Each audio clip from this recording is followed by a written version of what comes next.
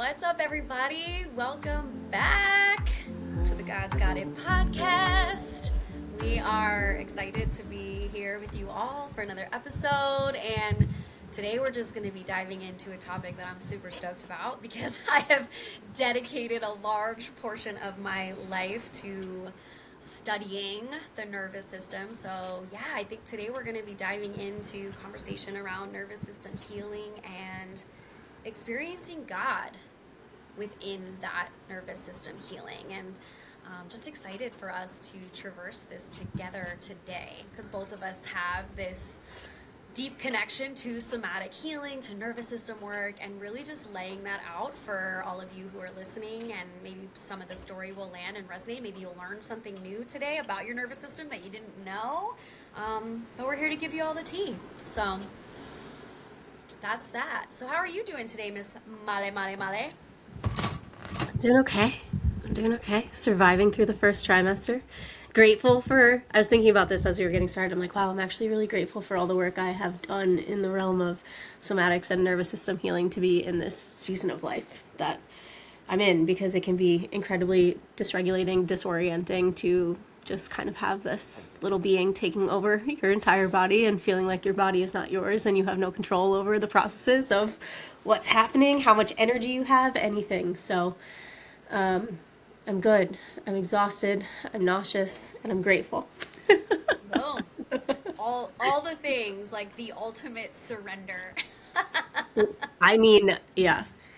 This isn't going to be another podcast on pregnancy, but it really is. It's the ultimate surrender. And I'm just so grateful for everything in my life and my walk with God that has led me to knowing surrender as deeply as I do, because it really has been this beautiful culmination season of like throwing my hands up and being like, God, you got it. Like, you got this. Direct me in what to do. Let me lay down when I need to lay down, rest when I need to rest, move when I need to move. And it's cut out so much of the noise of the excess, like how much extra our heightened nervous system can actually tell us we need to be doing or need to be striving for or need to be achieving. It's like that noise has turned all the way down in pregnancy. There's like just so much that I used to be so stressed and attached to that doesn't matter because I don't have the energy for it. So what you're saying is, in order for me to now really feel that full sense of surrender, I have to go out and get pregnant. I mean, I kid. I mean, no, I believe that everybody has the capacity to understand a full state of surrender with God. And I think what we're going to talk about today is really important in achieving that, right? We talk so much on this podcast and in our day-to-day conversations that God is not just something that we believe in. It's not just a choice. It's not just a lifestyle. It's an experience that you get to have in your body. And your body does not operate without your nervous system. So the education that we're talking about today is baseline knowledge, integration, practice that you can wear in your life that helps you grow closer to God. And I don't know that without nervous system healing, somatic healing, everything that we're going to traverse today, that I would have found the surrendered state that I now live in with God. Because it's one thing for us to read the Bible, receive scripture, go to church, have godly friendships, all of those things. And I think you can experience God in those places, but I think that it gives you like momentary glimpses of God where it's like, oh yeah, I really felt God in that room, or I really felt God in that person, really felt it in that conversation. And what we're talking about is shifting from that into living in that daily surrendered state with God and the reality of what it takes to get there. That it's not something that just happens because you declare Jesus as your Lord and Savior. It's a process that we get to live through alongside God. Yeah, absolutely. And I know we talk about it, we say it a lot, but it bears worth repeating because that is the cornerstone of the work that we do is that embodied experience. And I know that anybody who's listening, myself included, can resonate with this idea of like, yeah, like you say you have faith and you believe in God, but even when you're, maybe you're reading your Bible or you're connecting in the worship music, there's still this like underlying buzz in your system or overwhelm and anxiety. And what if that had nothing to do with your actual faith and your relationship with God, but a lack of safety felt within your system that was creating that what you are deeming as like a disconnect or not for hearing from God. And I think that just warrants talking about, because we can all walk around and say we have this big faith and still feel that lack of connection within our body to Him. And you see it all the time. People who do have faith in God, who are devoted in their walk, and who are still living in an immense amount of suffering. And that's not to say that this conversation is offering you all the tools that are going to completely alleviate your suffering, but I know from personal experience, and I know from the stories of your personal experiences, that we used to live in an immense amount of personal suffering because of the state of our nervous systems, because of the things that had happened in our life that caused imprints that our bodies were holding on to, that were continuously telling us it's not safe, you're not safe, work harder, push further. And all of these stories are the things that keep us in separation from God. If you go back a few podcasts, we have one on sin and the actual meaning of sin. And I think this is where like psychology and biology and spirituality coming together gets really, really cool, because the things that cause us to sin are these wounds of separation. And when we were talking about that in that podcast, today we're going to talk about the science of that, like how those things actually get contracted in your system and what are the ways you can actually work into alleviating those old stories and timelines and things from your system. And I think as we're talking about this too, it's what I've noticed, because I have lived through like the full spectrum of spirituality, being so deep on a new age path, so deep in mysticism, and then coming home to Christ and leaning more towards Christianity, but also having a lot of questions inside of that space. I see a lot of people coming home to Christ and completely throwing out the necessity or the power of healing work, right? And from my understanding, God created this incredible system that is our body, right? Our minds and our bodies, and how connected they truly are. He is the one who created this system. He's the one who created the reality that our body operates off of a nervous system that has a central vagus nerve that branches out into all these other nerves, that has this mechanism of regulating itself through our breath and through slowing down and through conscious awareness. And it's so easy once you come home to Christ and kind of lean into Christianity to throw the healing baby out with the new age bathwater. And today I kind of want to just speak to the reality of the science that can be missing from a healing journey with Jesus if you don't know about your nervous system and how it operates and how these things work. Yeah, 100%. And I think that so many people are missing that. And as I'm thinking about my own healing journey, and the things I used to like, and I still struggle with these things. I'll say I'm always a work in progress, right? But the striving and the performing and all of that nervous system work and taking the time to sit with my breath and sit with my body has helped me navigate through some of those stories and release them. And in all of that, God never changed, but my internal state changed. Yeah. And like that is the piece that we want to really hit home today with everyone that's listening in, and having that understanding of how your body actually works in these day-to-day moments, and how can you be accessing that to gain a deeper connection, return to a safety within your system, and thus a reconnection with God. Yeah. So I want to take this step by step, starting with, I know we can get so nerdy about the science of all this stuff, but I want to take it down to, I want to take it down to like a fifth grade teaching level, starting with just what is your nervous system? The easiest way for me to describe your nervous system is like it is your body's safety filter. It is the system in your body that's saying, am I safe right now or am I not safe right now? And it's constantly scanning and determining which one it is. Right, yeah? Right. And what are some of the things that happen in your body when your nervous system is in a state that's saying, I'm not safe right now? Yeah, so we call this, and maybe some of you have recognized this, is going to be that fight or flight response. I know that's buzzy. You've probably heard that a lot. This is our sympathetic nervous system. So our nervous system is broken down into two pieces: sympathetic, parasympathetic. Our sympathetic nervous system is that one that's going to give us those sense of like, I need to run, panic, anxiety, overwhelm, this sense of like, I need to gain control over this situation. So physically, what are you going to see when that happens, right? You might notice that your temperature is changing. You may notice that your heart rate is, going really, really fast. You might notice like sweating, tingling, talking a lot. All of those things would be symptoms that I was in an elevated state where my body was feeling like there was some kind of threat nearby that I needed to escape. Yeah. Yeah. And I think something that's important for people to understand is that we live in a world that is incessantly playing on our sympathetic nervous system, our screens, our work life balance. I mean, just the world that we live in inherently is activating to this sympathetic nervous system. So if you are not actively choosing to educate yourself on this and then practice moving yourself out of a sympathetic state and into a parasympathetic state, your system is almost always going to be in that on state.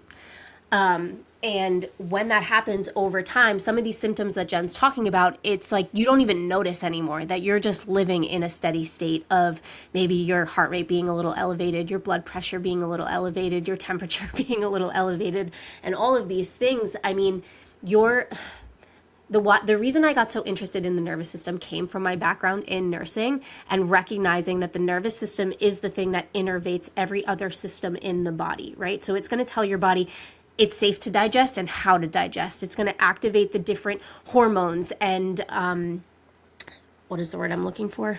Pregnancy brain. Like when your stomach secretes bile and those sorts of things. What is it called? Acid reflux? I don't know. No. Damn. Okay. When your body, it's going to tell your body when to secrete certain hormones and at what levels to secrete them at, right? So now this is causing an effect on your digestion. If you think as somebody who is pretty anxious, but you also have stomach problems, your stomach problems are originating in your nervous system, right? Same thing can go with anybody who has any kind of cardiovascular issues, right? If you are in a steady state of being consistently activated in a stress state, it's going to cause an effect on your blood vessels, on your heart, on the way that your blood pressure is regularly, right? So you go to the doctor, you get a diagnosis of high blood pressure, they want to put you on high blood pressure medication. 9 times out of 10, the origin of that is coming from you living in a sympathetic state, right? And this goes in so many other directions. I mean, as somebody who has become so well versed over the past 5 years on infertility, so much of our fertility issues have to go back to our nervous system and the state of our nervous system and whether or not our body actually feels safe enough to house a pregnancy, right? So I just want to like talk about that for a moment, that this is something that if it's not just affecting whether you feel a little stressed or you feel a little relaxed, right? It is affecting every single system in your body from head to toe. 100%, and I'm so happy you named that because you're absolutely right. Our systems are not designed to live in this constant state of fight or flight, and yet society has created that for us, right? Like we used to actually have to run from saber-toothed tigers and bears and stuff, so it was appropriate that we go into that state and then bring it back down. But now, because of the hustle grind culture and the boss babe era, it's become this every little thing. I got a text message. Ooh, immediately I'm in fight or flight. Oh gosh, I got an email and I don't like the way that says. Immediately fight or flight. And so our systems have just become so used to that that it thinks that that's the normal. And you're absolutely right there. And unfortunately, there are so many people that I know that I even have worked with and coached through that don't want to hear that addressing your nervous system is going to be the key to answering some of these issues. Like as a personal trainer, right? I'm even working with people. Gosh, I'm having all this bloat. I'm having issues sleeping at night. I'm having issues digesting my food. Oh, okay. Have you thought about this? And they immediately just want that quick fix of, nope, let me take a pill for that. Let me get a pill for this. And not like to sit and say, hey, why don't we practice on breathing for a little bit, or sitting and just like, allowing yourself the space to process this, and people wanting a quick fix. It's making me laugh. It's reminding me of when you and I first started working together, oh my God, years ago. And one of the first things I would assess in all of my clients is like, how is your sleep? And then what is your kind of routine upon waking up? And you named that you drink coffee immediately when you get out of bed. And I was like, great, that's spiking your cortisol. That's adding to why you're anxious all day. Like, let's try to change that. And to this day, I think it's one of those things that you're like, rather have the anxiety. Sips coffee. As she sips coffee. No, I actually, to be honest, I have gotten a little bit better at that now. I feel like I give myself like 90 minutes and I drink a little bit of water. But I always say, work in progress. But absolutely, like, don't do as I do as I say, people. Like my dad used to tell me growing up, right? Don't drink coffee first thing in the morning. Well, and I mean, amongst all of this too, we'll circle back here that in the long winding roads of the healing journeys that you and I have been on, I think another really important piece of keeping a peaceful nervous system is surrendering to the reality of balance in life, right? Because another thing we can speak about, and this is kind of going to take it in a different direction on a tangent, so we won't go all the way down this road, but is the anxiety that can come from the hyperfixation on getting everything perfect and trying to keep your nervous system in a regulated state all the time, right? So that was a sidebar. So we talked a bit about your sympathetic nervous system, your fight, your flight. What is something that you guide your clients to seeing, understanding, practicing their way into to kind of combat the fact that we are living in a society that is always coming at our nervous system? Yeah, so for me, with the clients that I'm serving, it's always about creating some kind of mini morning morning and evening routine that's like 3 to 5 minutes long. I start very simple because honestly, like, if you've never sat with yourself in silence, with your thoughts, trying to do that for longer than 3 to 5 minutes, I feel like is going to be agonizing. So for me, it's like really starting to take notice to physical sensations in the body. So we do a lot of like body scanning work, right? Me guiding them and then them doing it as well on their own in the process. Physically touching the body, right? Like the practice of actually having hands on the body in different locations and just starting to notice and become aware of what arises, sensations as well as thoughts that are coming up, and how then we can start breathing into them. My primary modality that I'm bringing into my clients is navigating their breath and how they can use that as an entry point into their body. Mm-hmm. Yeah, and what are those things kind of pointing them towards? I guess I'm kind of trying to steer you in the direction of talking a little bit about the parasympathetic nervous system and how we can utilize intentionally activating that state to combat the reality that we are constantly living in a heightened sympathetic state. Yeah, so we talked about what the sympathetic was. So the parasympathetic then obviously is going to be the reverse of that, or the opposite of that, rather. That's getting us into that rest and digest. That's when we're feeling that calm. That's when we're feeling that connectedness. And I will oftentimes use the breath as a way for them to be guided into that. And specifically for me, what I'm doing is elongating the exhales. So when I have somebody breathing, anytime that we are going to take the breath very deep and slow into the body. That's the other thing I want to note, deep and slow into the body. More often than not, I will tell people to take a deep breath, and you can even practice this right now if you're listening. Like, put your hand on your chest and take a deep breath in. And if you notice like that, your shoulders rise up and your chest expands, chances are you're not actually getting that breath really, really deep into your body. That's a cue to me that you're not feeling safe enough to pull that breath deeper. So sometimes I'll even do exercises where I have them lay on the floor, and we'll put like a book or something on their belly to practice what it feels like to actually breathe and pull that breath deep, deep, deep into your body. Because when we're breathing appropriately and properly and deep enough into our body, you should really be able to put your hand on your belly and put your hand on the small of your back and feel that expand. So expanding out rather than up. So if you want to kind of play with that for a moment, put your hand on your low belly, put your hand on the small of your back and breathe in. You should feel both of your hands move.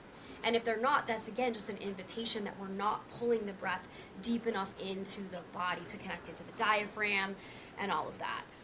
So I will tell you that a lot of my clients that I work with, these overachievers, people pleasers, perfectionists, people who want to get it done right, this is very hard for them. So we have to take it so small. So that exercise of laying on the floor and putting your book or something light on your belly and just practicing is a really beautiful way to start learning how to bring that breath a little bit deeper into your body and trying to see if you can do it without moving that hand on your chest at all.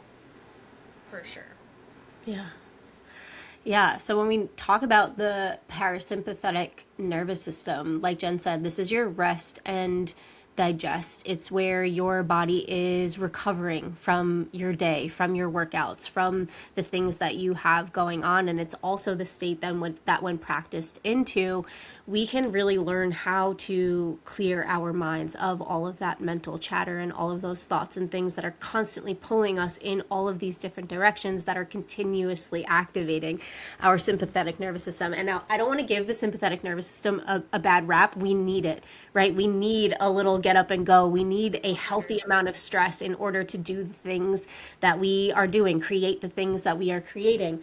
But unfortunately, excuse me, we're living in a society where it's gotten so entirely out of control, and we are so gravely undereducated on how much connection we can actually create with this system in our lives that creates such a beautiful, positive feedback loop in our lives, right? Because these things that Jen's talking about, specifically breath, right, is a practice that you can use. It's activating your parasympathetic nervous system, but the way that it's doing that is by increasing your vagal tone. So for those of you who don't know, your vagus nerve is the biggest nerve in your body, and it runs from your brainstem all the way down through your diaphragm and innervates everything. Like all of the other nerves in your body branch off of this main stem that's essentially running the entire length of your, not the entire length of your spine, but it's running right in it parallel with your spine. And when we do things like intentionally breathing, when we do things like cold therapy, when we do things like meditation, dance, singing, all of these things are biological mechanisms. Ooh, I just ripped my necklace off. They're biological mechanisms that are innervating your vagus nerve. And over time, when you consistently practice innervating that nerve, you're increasing your vagal tone. I like to explain this to people as if it's like a muscle that you're working out in the gym. The more you do these things, the stronger your vagal tone gets. The higher your vagal tone is, the more your body is naturally going to be able to navigate into a state of peace and rest and ease. When you have a very low vagal tone, think of this as your vagus nerve being kind of weak, right? And this is your person who is constantly anxious, freaking out about everything, feels like every little thing is the end of the world because their physical body is not equipped, not strengthened to be able to let that mechanism that says like, oh my God, the earth is ending, to shut it off and remind them that actually in this moment they are safe, right? And this isn't something that you have to consciously do all of the time, but it's something that when you consciously practice over time, like I said, it creates this really beautiful positive feedback mechanism where now you're feeding your nervous system, but your nervous system is feeding you. And the more time that you're spending reminding yourself, like, actually, I'm not being chased by a bear right now, the more your body surrenders and gets used to knowing that state, no matter what's kind of going on around you, right? This is where you see your person who is kind of really good at keeping calm, cool, and collected in heightened stress states, right? That person who can stand up in front of a room of 100 people, right? And give a beautiful speech and feel like they are just being their most authentic, natural self because they have access to, this will be the next part of our conversation, what is called your ventral vagal state, which is the state that I get so excited to talk about because it's literally what we mean when we say living in heaven on earth. Beautiful. I can't wait for you to dive into that. And what you're kind of explaining to people is what I like to call the window of tolerance. You know? So just as you're naming that I believe the nervous system is like a muscle we have to flex, like we do at the gym. It's something that you want to develop. You want it to get stronger. It's not something that we just employ when we're already in a heightened state of arousal, right? When you're already freaking out, when you're already panicked, yeah, it's great to employ these nervous system techniques, but the goal being that you develop a practice where you're doing this every single day so that your body knows how to respond in those heightened moments. So like I think I was saying it's the other day, whether it was in our community or on here, I can't remember, about I'm starting to say more nervous system flexibility rather than saying nervous system regulation, because as you named, there are appropriate moments where our system needs to rise to the occasion. However, what's happening is we're staying stuck up there in that rather than having this flexibility of like, okay, I can respond appropriately and have a little bit of like edge behind me, but then as that stressor or that fear or that threat goes away, I can bring it back down.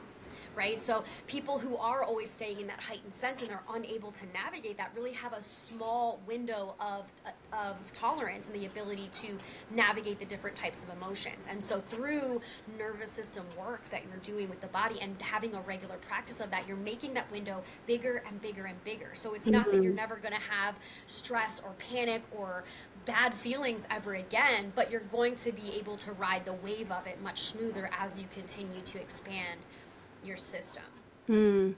Right. I love that you brought it's such an important piece, like emotions into that, because 9 times out of 10, when somebody is in that state where they're freaking out, it's because they're feeling something incredibly uncomfortable, albeit warranted or not, right? For the situation of what's actually going on around them externally.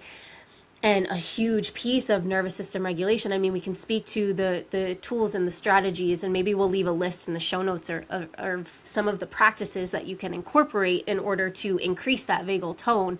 But another really huge piece of nervous system / somatic work is getting comfortable in sitting with those emotions that arise. And the more that we do that, the more we get used to like, hey, I can actually be with fear. I can actually see fear. I can get to know fear. I can feel fear. And I can recognize that just because I feel afraid doesn't equal that something catastrophic is going to happen. Or I can see grief and I can feel grief and I can sit in grief. And just because I feel grief doesn't mean that there's something wrong with me or there's something that has to be fixed in my external reality. And that's such a huge piece of that window of tolerance that you talk about, right? Because I think about something a lot of people don't know about me, and I just shared this inside of our community the other day. I don't even know if you would have known that about me before I started sharing it, because it was like pre our relationship, but pre me doing any of this kind of work. I went through a period of my life where I was so anxious, it was hard for me to leave my house. It was hard for me to be in any kind of social situation without lubricating myself with alcohol, because I just had such, that underlying buzz you talk about was like not just a buzz, it was like a volume 10 vibration, that something terrible was always happening underneath the surface inside of my body. And such a profound practice for me in somatics was, of course, the breath work and the meditation and sitting and getting to know these different areas of my nervous system, but then really using those practices to sit with the discomfort of how much emotion was inside of my body that I had never looked at, processed, or felt safe enough to release from my system. 100%. And I think that keeps a lot of us stuck in these feedback loops of like staying in that anxious or overwhelmed state because we're so afraid of feeling what's underneath the surface. And the reality is, if we would allow ourselves the space to sit in that discomfort or that pain, the physical sensations that go along with that would probably last maybe 90 seconds, I think is what the research says. 90 seconds physiologically, you're going to feel that, and then you're going to be on the other side of it. And if we would just lean into that, and it could be that pain or that discomfort could be the biggest healer and teacher to us. But too often we are afraid of it. And so then we perpetuate our own suffering by falling, continuing to stay stuck in the feedback loop. Yeah. Yeah. I love that fact when I first found out that the like discomfort of your emotions, if you actually lean in and let yourself go there, it's actually only going to take 90 seconds. But that feels so false in the beginning of this work because our resistance to actually going there elongates that feeling. Now imagine resisting all of your never touching any of this work, getting any of this education, implementing any of this into your life, and resisting those emotions for a lifetime. Now you're elongating the experience of that compounded emotion inside of your body across the entirety of your lifespan, instead of just doing the work to work up to allowing yourself on a daily basis to sit with whatever discomfort comes up, and it being there for maybe 90 seconds to, I would say, like 5 minutes in a true embodiment experience where you're allowing yourself to express, to cry, to scream, to let out whatever the energy is that's coming up in your system that is always just seeking to complete itself, right? Like these things that we're navigating inside of our systems, they're looking for resolve. It's why they're always poking at you, creating that buzzy sensation like, hey, I'm here, look at me, give me the time of day. Because if you did, we could actually go into a process that would allow you to release this from me, instead of, I used to call it early in my nervous system and somatic healing work, it's like we're all living inside of a pressure cooker. When we don't have this knowledge about our emotions, and unfortunately we were also raised by a generation who was taught, like, don't have emotions unless they're positive, right? And don't show the world any of them unless they're positive. Now you're just shoving it down, shoving it down, shoving it down, shoving it down. And a huge realization I had with my own anxiety was like, oh, my anxiety is literally just every emotion I've never let myself feel bubbling at the surface of my body right now, desperately trying to get out of this pressure cooker. And I'm just so afraid of feeling it that I'm trying to push it down and push it down and push it down, therefore staying in this incredibly heightened state because I'm not feeling safe enough to express. Yeah, and we can probably do a whole nother episode diving into parts work. That's a big piece of the work I do with my clients as well. But you talking about a pressure cooker, similarly, I will explain it as like, we just have like a whole school of pre-K like kiddos running around rampant in our bodies, and it's coming down to, as you named, there are these unmet needs that we have, right? Like think about things like, right, we have this need to be seen, heard, loved, accepted, all of those like core needs, safety, and if we had those things as when we were little kids and they weren't met, so then we've now just established these other coping strategies of ways to have those needs met, right? So we've got all these like 4-year-olds, 6-year-olds, 12-year-olds running our life until we take the time to like go into the space of like, okay, what's actually here? Mm-hmm. What does this part need from me to feel safe enough in this moment to like unravel, unbind, stop holding me hostage to these different stories that are continuing me in these like feedback loops over and over and over again. Yeah, we have to. We're gonna, maybe our next episode, it's just gonna be a part 2 on parts work and all of that, because again, I think this is so important, especially in the realm of faith and spirituality, because unfortunately the way that the church evolved and the way that you can just kind of surface levelly, if that's how you would say that, on a surface level, interpret scripture, it can lead people to believe that so long as I just proclaim Jesus as my Lord and Savior, he's going to be the thing that comes in and does all of the work. And now that is true to an extent, right? It's like true-ish. Is that like God, Jesus are unchanging, always available to us, never distant, never actually separate.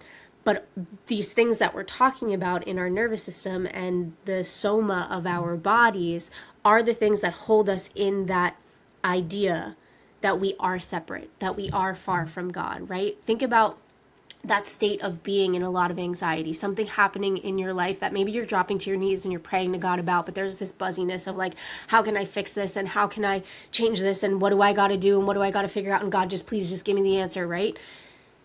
It's that state that's coming from your nervous system that makes it so that you cannot really hear God. You cannot be in surrender to God. You can logically think like, oh yeah, I just have to be still and know that he's God, while your nervous system is still like, but is he really? And is he really going to be here? And is he really going to do it? And all of these things inside of your system are the thing that keeps you from having that maintained experience that God is always here, always listening, always responding. And yeah, I just think it's such an important piece to incorporate into the journey of an evolving faith with Jesus, right? That it's not just about what proclaiming him as your Lord and Savior can do for you in your heart, mind, and body, but how he's already designed, organized your body, your system to be this incredible mechanism that allows you to be in relationship with him, and how we can learn how to alleviate ourselves of some of those tensions and patterns and parts, right? So that we can feel safe enough to consistently be receiving him. You can't experience peace when your body thinks you're in danger all the time. Exactly. So, I feel like maybe that's an unpopular opinion, but the truth is like exactly how you're saying. If we don't feel safe in our system, I feel like it's going to be next to impossible to allow ourselves to be deeply enmeshed with the peace that God has to offer us. Mm-hmm. So. Yeah. And I think these are the conversations that take it from just being this idea of how we should feel in God, or what a relationship with God should look like, or what Jesus says he can offer, and the reality of actually receiving the gifts of that, and not just in a moment to moment basis, not just when you're in the church in worship, or when you are around that one person who does make you feel really safe, or when you receive that answered prayer, right? That then gives you that washing of like, I knew God was here and I knew God was listening, right? But the exchanging that low level buzzy anxiety in our systems for that undeniable peace of God that is available. And yeah, I don't think that either of us would be in the place that we are in with God, with surrender, with any of it, without this information and integration into our systems. And it's why we spend so much time inside of our community and with our one-to-one clients really talking about these things, educating people on what it looks like and what it takes to build a relationship with your nervous system so you can form an experiential relationship with God, right? We don't want to just talk about the nervous system, but we also don't want to just talk about God and expect that there's not going to be any heavy lifting on our end when there is so much knowledge and information and incredible studies that have been done that orient to the reality that the more safe you feel in your system, the more you are actually able to receive the goodness of God. Yeah, and I just want to offer a little bit of encouragement to anybody who's listening, because I know when I was on my own journey, I thought like I was bad at the God thing. I was like, I can't hear him. Like, he's talking to everybody else. Like, maybe I don't really trust in God and like all of that. And Maybe he doesn't want to what talk came to down, me. right? But like, what the truth of that is like, nah, sis, like, you're just in survival mode. You are just in survival mode. So let this be an encouragement that like you're not broken. There's nothing wrong with you and your relationship with God. It's just an opportunity for you, an invitation to come back to this beautiful vessel that God has created with so much intelligence and wisdom to like navigate whatever you need to work on, coming home and having that connection with him. Like, Yeah. so just letting that land for a moment. If you're listening to all this and you're like, oh my gosh, there's so much to do, like, no, everything's okay. You're just in survival mode, and at one point that kept you really safe. So can you thank all of those parts, right, that have tried to work really hard to keep you safe, and in this moment now like step into a reclaiming. We're not getting rid of them, but we're just kind of coming back home to connection. Yeah. So for the person listening who is maybe like, oh my God, another thing on my list that I have to do so that I can be in relationship with God, right? Which I really don't want this to sound like that. But what would be something you would recommend to implement in a really tangible way that could help with this expand nervous system flexibility you're talking about, that could allow for more spaciousness for God to enter the picture and to really start to hear God's voice in a meaningful way? So, even for me, when I started this journey, like I said before, 3 to 5 minutes. If that even feels too long, a minute and a half. Like, I don't care. Pick a number that feels reasonable and doesn't just like take you off into the stratospheres of anxiety. Um, and I don't play any music. I don't have anything going. I put my hands on my body, whether it be my heart, whether it be my belly. Sometimes I'll even hold my face, but I will literally just tune in to my breathing. Can I just sit and breathe? And I'm not trying to do it, like if you're just starting out on this, don't even try to control it really, just a regular inhale and exhale. And just asking your body questions. Hey, how are you feeling today? Or just starting to notice, like, hey, are there sensations in my body that are like I haven't noticed before? Like, do I have a tension in my neck? Can I send my breath to it? Can I touch it? Right? Creating that, again, that like physical connection with your body, and then starting to ask questions of it. Mm-hmm.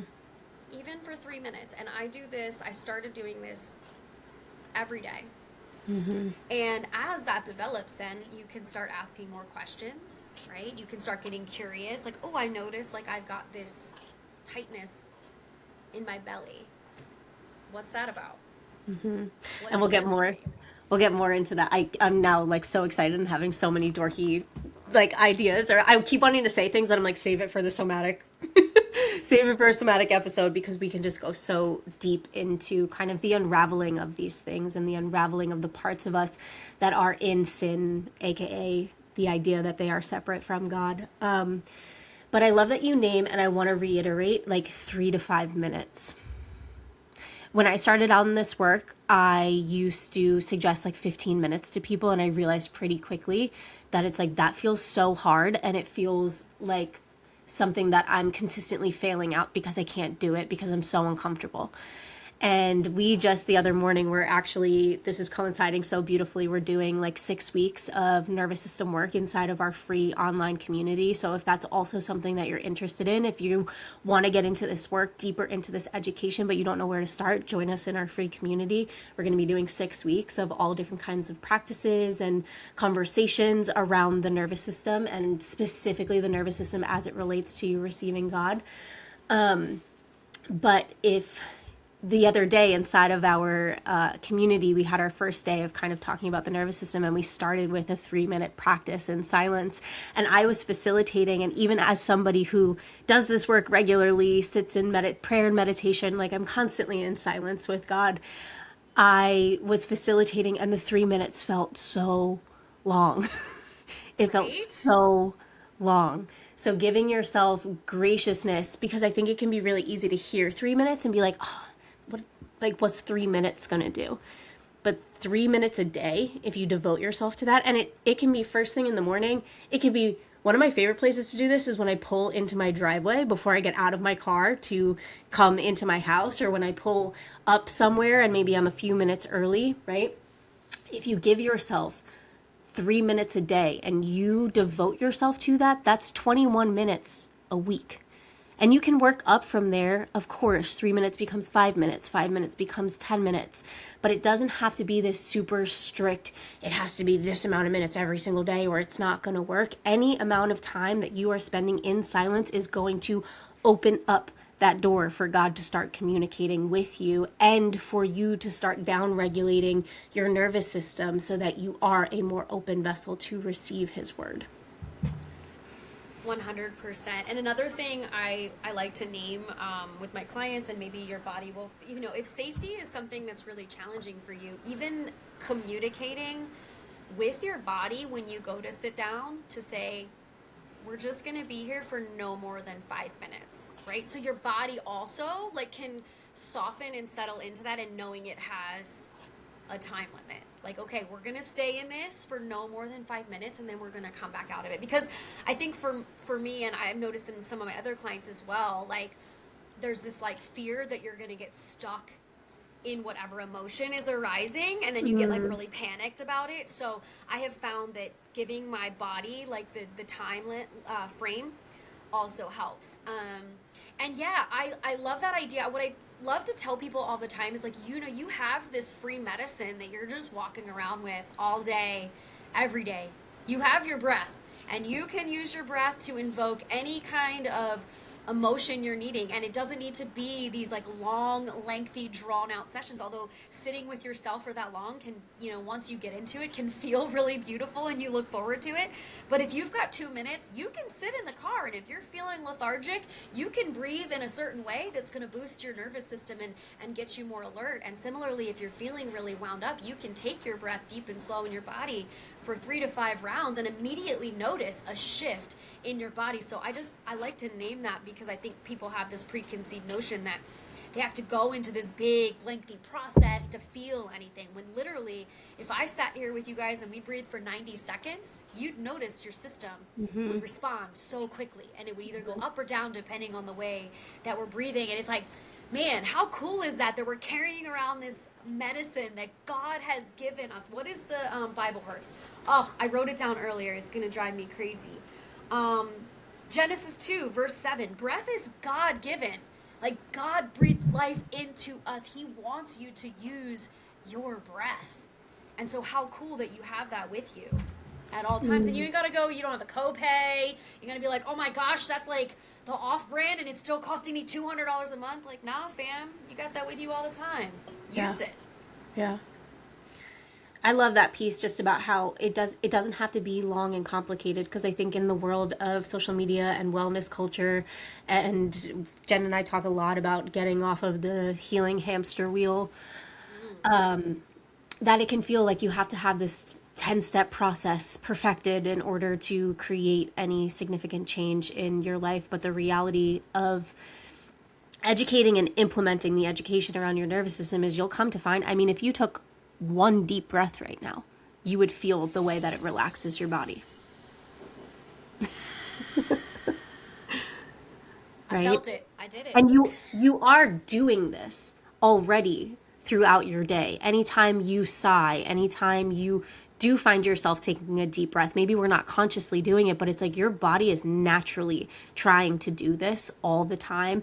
Imagine the power of that medicine when you put some intention behind it and give your body the space it needs, instead of consistently overriding that of like, nope, gotta do more, gotta push harder, too busy, got too much going on, the never ending to-do lists in our heads that we create because we are chasing the state that we can actually get to with God in our nervous system by implementing practices like this, which is a whole nother rabbit hole for another time, right? But when we are consistently doing and chasing, you're trying to get more money, more things, a different relationship, all of these things that we're reaching for outside of ourselves, it's because we're trying to satiate the wound inside of us that only God himself can fill. And the practices we're talking about right now, this education about your nervous system, is a way for you to create more space for God to come into your life, instead of filling up all of that space with more things that you're trying to access outside of you that are never actually going to give you that feeling that you're seeking by acquiring them. So good. So just naming as well that I think this dysregulation that we feel in our systems really impacts or distorts our perception of God as well. You know, when we're feeling angst or overwhelm, that's like, what are the stories we tell ourselves? Like, God's not coming through for me. God's not listening to this. I got to figure this out on my own, right? Like, where is he? God's not here in this. I'm going to have to figure this out on my own. You know, we create all of these fear-based stories based off of the dysregulation that we're experiencing in our system. Yeah. Meanwhile, and this is a perfect segue into, we did some research into some Bible verses and things that speak actually directly to what it is that we're talking about here. I mean, there's Psalm 46:10, be still and know that I am God. If you are constantly Favorite. moving and chasing and doing from that place of not enoughness or from that place of dysregulation, whatever that wound is that's keeping you running and chasing, you are never going to know that He is God. It literally says, be still and know that I am God. It is in that stillness that we're speaking to through nervous system regulation that creates the spaciousness for you to know that He is God. Yes, your body has to slow down to be able to know. You know, like if I mean, because think about how many times you're getting cues from your body all day. Your body is signaling to you things, and how much we override that because we're going so fast. Right? You have to slow the body down to be able to tune into the wisdom that's trying to come through. I And love that verse. the wisdom that's trying to come through is such a slower pace than we have been conditioned to go. That's something, I'm sorry y'all, you're going to hear me. I mean, my full personality has become pregnancy and motherhood, so I'm just going to be relating it back to this all of the time now.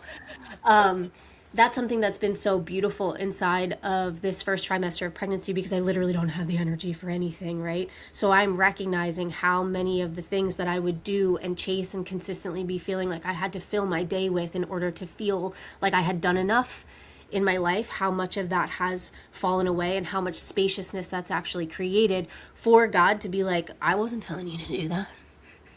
I wasn't telling you to be going 90 miles an hour, 8 hours a day, right? And how far has it really gotten you? Can you, for this period of time, try on what it would feel like to actually only act when God is asking you to act? And it's so uncomfortable because of how much we've been conditioned into consistently being in action and consistently seeking these external results. And how that feedback mechanism actually can continuously keep us in separation from that peace that we are seeking inside of God.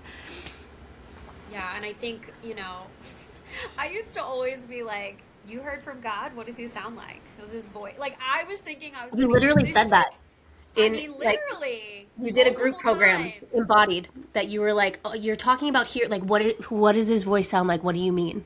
I'm like, it sounds Exactly. a lot like my voice. And now what I realize is like, it's the quiet knowing that comes through. Like, I mean, eventually God's going to get loud and bold when you're not listening, right? And we get those, what I call those, like, God gave you a timeout because he's been trying to communicate with you. Like, and I mean, I'm being funny when I say that, but even tying that back to like different sicknesses and things like that. Like about these people who are running themselves ragged and going into burnout, and you're not going to hear God if you're continuing like to push and ignore and override your system. And then sometimes, and I hope that you never get to this point, but we all do, where it's like the body finally gets to a firm point and it's like, I'm not going to do anymore. And then you hit some drastic dis-ease or something happens that knocks you on your booty, um, because he's not going to scream. He's And not going to now scream. think about the correlation for a minute between everything that we've been talking about since the beginning of this conversation and that what you just said right there, right? When you are in a constant state of running and chasing and doing because you are trying to satiate that which only God can fulfill for you in the silence, in the stillness, is then dis-ease that eventually turns into disease in your body, not a perfect design by God to actually show you where in your life you've been acting out of accordance with his will for you, right? Something It's like that a mic drop. people definitely don't want to hear, and it's hard to hear, right? Like, it's hard to hear that could disease in some ways actually be a blessing if it can be seen as such and point us in the direction of the things that we've been doing, the things we've been chasing, the parts we've been moving from that need deep healing with Jesus, that need deep time with God, right? And it just makes me think of all the miracle making stories of God healing disease, right? Mm-hmm. Oh, I love God so much. It's so cool. I know. And like just to like bring this like the people who are gonna be like, I don't have time to do that, yada yada yada. Like y'all, like Jesus did these things, okay? Jesus regularly withdrew and went out on his own, right? Went out in the quiet. And I am sure that that man was breathing and praying and meditating, right? Like, remember when Jesus slept through the storm? Like, okay, he slept in chaos because he had that deep trust. Like, he never in any of the stories that I've read throughout the Bible of his walking on this earth, like he was deeply, deeply rooted. So in every situation, and I truly believe like he wasn't just here to teach us peace. Like Jesus embodied this peace that we're talking about. And now, how do we embody that peace? How do we embody that? I think first you start by getting some kind of practice in where you're sitting with yourself. That might be a good start. Getting to know your nervous system. I have said since the beginning of me doing this work, and I get so like, something you guys need to know about me is when I get excited and like really nerdy about things, I get this feeling that I want to like kick down a door. And that's how I feel when I talk about the combination of God and nervous system healing, right? Because it has fundamentally changed the way that I experience the entirety of my reality from the inside out. And I just want everyone to like know and experience that, right? And all we can do is lead a horse to water. But I'm so curious what would change in your life if you started to give yourself a daily practice of nervous system flexibility. And I love that you said that, Jen. I'm not even going to say nervous system regulation anymore, because that gives us this idea that we should always be in a regulated state, which is just not the truth of the human experience. But I have been saying for years, since the beginning of me doing this work, that like, why aren't people talking about this? Why aren't we doing this the same way that we brush our teeth or wash our bodies or wash our clothes or feed ourselves, right? You see so much health and wellness out there that's about making sure you're getting enough water and taking your supplements and eating these macros and getting these workouts in, when meanwhile the nervous system is the central switchboard of everything that is going on inside of your body. So much so that when you start to implement these things and your nervous system starts to come into this place of homeostasis and you get a strong vagal tone and you're getting that flexibility in your capacity, you have more energy to pour towards wanting to get up and do that workout, wanting to actually pour into nourishing yourself in a really good way, right?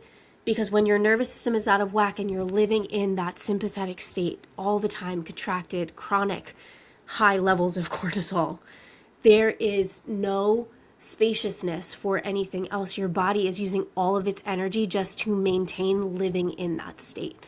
So when you devote yourself to doing work such as what we're talking about right now, whether it's that you start with a practice of 3 to 5 minutes a day, or you work with your friendly neighborhood somatic practitioners. I was gonna say, shameless plug. If you need help, you got 2 somatic therapists here, ready and willing to hold you in that experience. But no, yeah, my invitation is simple. Simple, not easy, but it's, can you commit to 3 to 5 minutes? And what does that time look like? Slow your breath down. Get into stillness or movement if that even feels good to you. Place your hands on your body. Tune in. Do I feel safe right now? What would make me feel safe right now? And if you're not sure, that's okay too, but like starting to build that connection with your body, that trust with your body. And I also just real fast caveat I want to name here, like invitation not to get frustrated with yourself if you're like, I don't know what safety feels like, or you're getting pushback or your body's not answering, because here's the truth of the matter. You've been overriding your body for a really long time. It's going to take time to rebuild that trust, because your body doesn't believe that you're going to actually do what you say you're going to do and try to keep it safe. So you've got to go slow with this process. You've got to be patient with yourself. It's not about forcing a connection with your body. It's not about forcing a connection with God. It's about creating capacity in your system to hold whatever is there. I just wanted to make sure I named that before we finished up. Yeah, absolutely. Amen.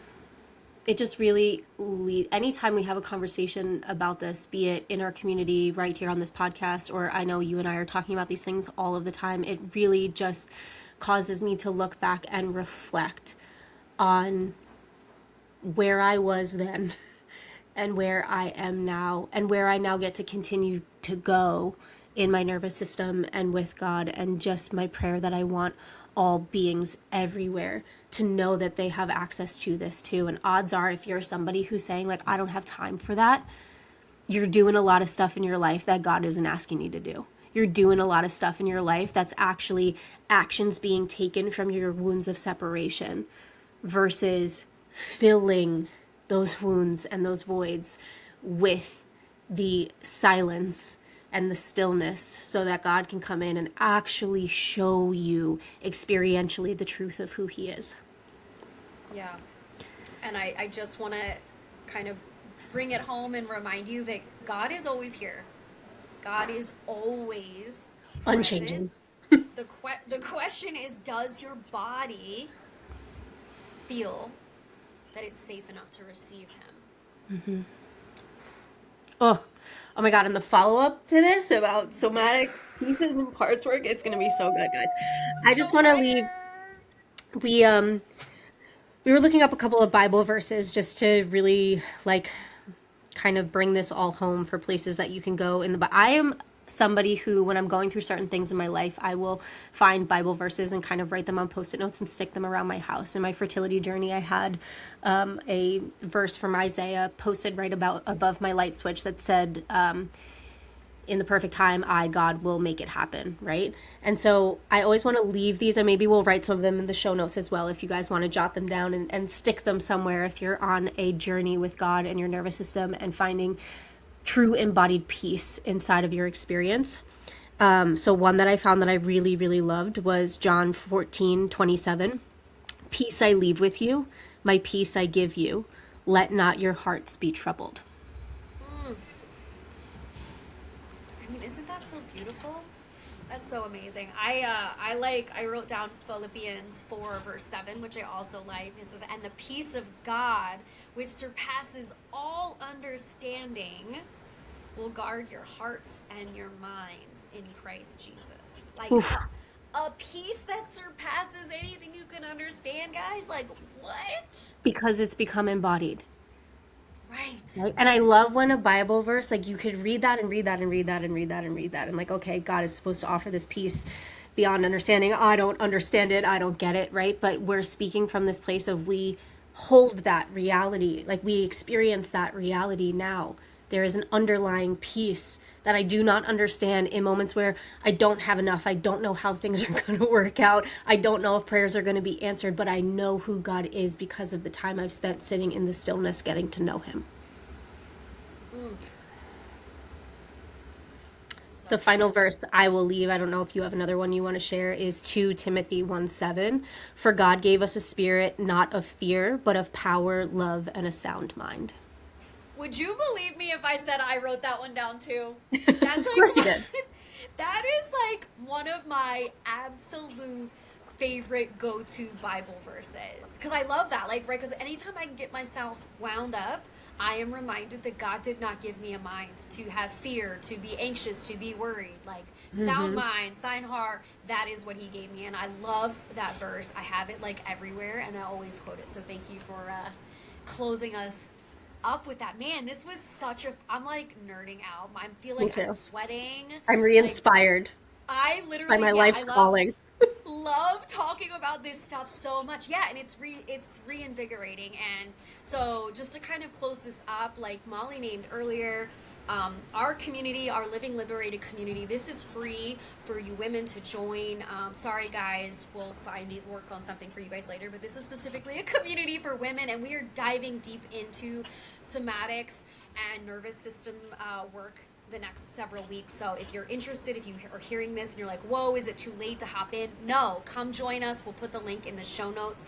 And similarly, I want to just name this as well. I know that it can be really overwhelming to sit with some of this stuff. Even if you're sitting for 2 minutes and you're noticing like it's hard to go there, seek out help, whether that be from Molly and myself, who are both trained somatic trauma-informed therapists, or someone else we can help like connect you with. We would love to do that. You don't have to do this work alone, but I know that both of us would be more than happy to walk this walk with you and navigate as you're with your walk with God and just trying to figure out how to work with your nervous system in a sustainable way. So I'm encouraged by this conversation. I feel lit up. I'm excited for what's to come. Yeah. I'm excited for what's to come in the community too. I feel like this conversation is inspiring like ideas around what we're going to do inside of the community. And I just want to reiterate, I don't feel like Jen and I do a good enough job at like kind of hyping up our own work and hyping up this space that we've created, but God has placed it on our hearts to make this space completely free. It's donation based, so we do have a link where if you are feeling super supported by the work that we are doing on this podcast or the work that we are doing in the community, but there is no paywall. There is nothing that you have to do in order to get inside other than click the link and come check us out. We are consistently in conversation in a Slack community where we have a space for prayer, where we have a space for celebrations, where we have a space just for general connection with the other women inside of the community, resources, questions, and then we meet every single Friday at 9 a.m. Eastern Standard Time. And like we just said, for the next, as long as God intends, we keep saying 6 weeks, but for the next 6 weeks, we're really going to be diving deep into this forming an embodied relationship with God through your nervous system. So we would love, love, love, love, love to see some of you inside. Yeah, so reach out, leave us some comments. How did this episode land? How can we support you? How can we love on you? As always, we're just so grateful that you found us on the internet and you're here and you're listening in. We love you, and until next time, guys, don't forget it. God's got it. Got it. Sheesh, one of these days she's gonna get it. She's gonna get it. I'm doing it wrong, or are you doing it wrong? Who's doing it wrong? Guys, vote. Who's doing it wrong? Who's doing it wrong? I even took a long pause there for you to be like, she's gonna come in and join me. I was trying to follow you. So I think we just have to go. Guys, we don't know if we'll get in trouble because we don't know if this is trademark, but we do joke around all the time and do it like Hot Pockets. God's got it. God's got it. And I think we might just need to roll with that. All right, guys. All right, we'll see you next time. Let's try it one more time. All right, don't forget. God's got it. We're done. All right, We're done. We'll work on it, guys. Okay, guys, that's a wrap. If today's episode spoke to you, please let us know. Leave us a comment or reach out via email. If you know someone who would benefit from this message, please take a moment to share it with them and make sure to hit the subscribe so that you never miss an episode. Thanks for spending time with us today. We hope you leave here reminded that whatever season you're in right now, God's got it.